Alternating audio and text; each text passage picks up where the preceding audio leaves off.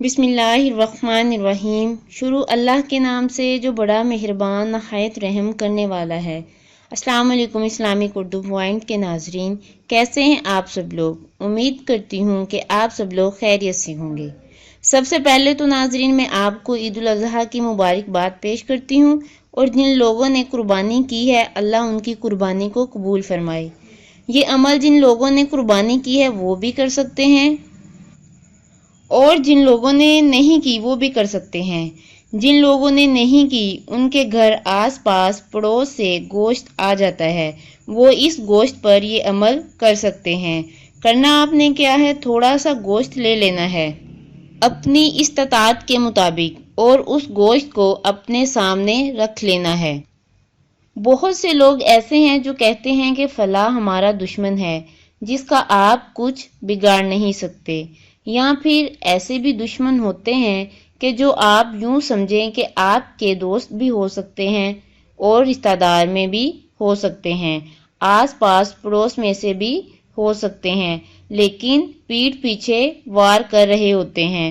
ہوتا کیا ہے کہ وہ آپ پر جسمانی طور پر اٹیک کرتے ہیں، روحانی طور پر اٹیک کرتے ہیں، طرح طرح کے مسائل آپ کے سامنے پیش آتے ہیں، آپ مختلف قسم کی مصیبتوں اور مشکلات میں پھنس جاتے ہیں، ان کا شکار ہو جاتے ہیں۔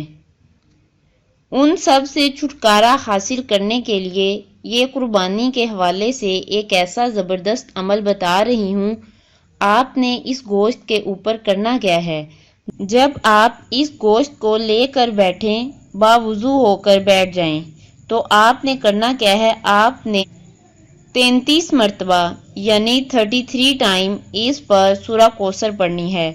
سورہ کوثر دشمنوں کے حوالے سے ایسا تیز ترین عمل ہے کہ یقین جانیں سورہ کوثر کی آخری آیت ہے اِنَّ شَانِئَکَ هُوَ الْأَبْتَرُ، کہ دشمن آپ کا تباہ و برباد ہونے والا ہے۔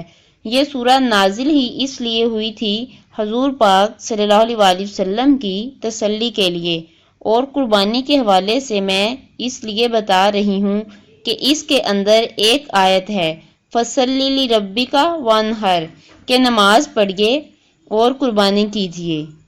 عید کے دن لوگ قربانی بھی کرتے ہیں اور نماز بھی پڑھتے ہیں۔ اس مناسبت کی وجہ سے یہ عمل آپ کو بتلایا جا رہا ہے۔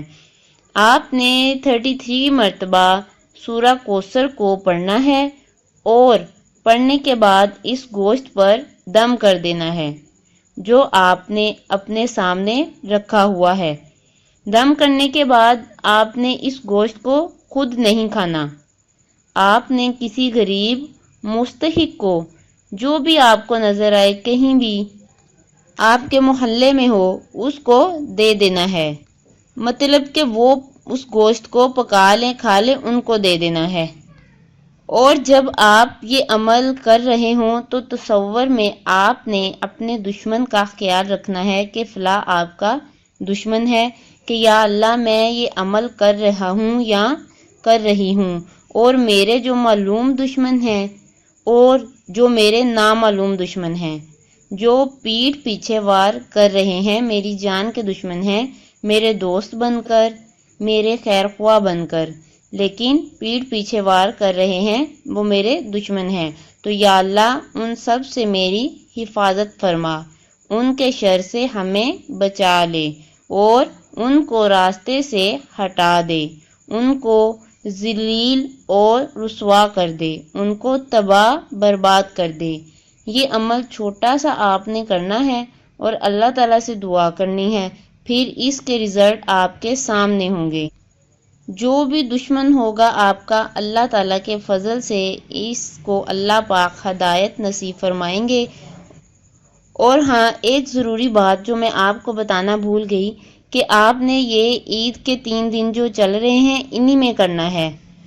کوشش کریں کہ ان 3 دنوں میں ہی کریں، اور اگر ان 3 دنوں میں آپ نہ کر پائیں تو آپ عید کے بعد بھی کسی بھی دن آپ جو ہے وہ گوشت لے کر بازار سے، کہیں سے، جدھر سے بھی ملے، لے کر تو آپ اس پر یہ عمل کر سکتے ہیں، لیکن کوشش کریں کہ عید کے دنوں میں ہی کریں۔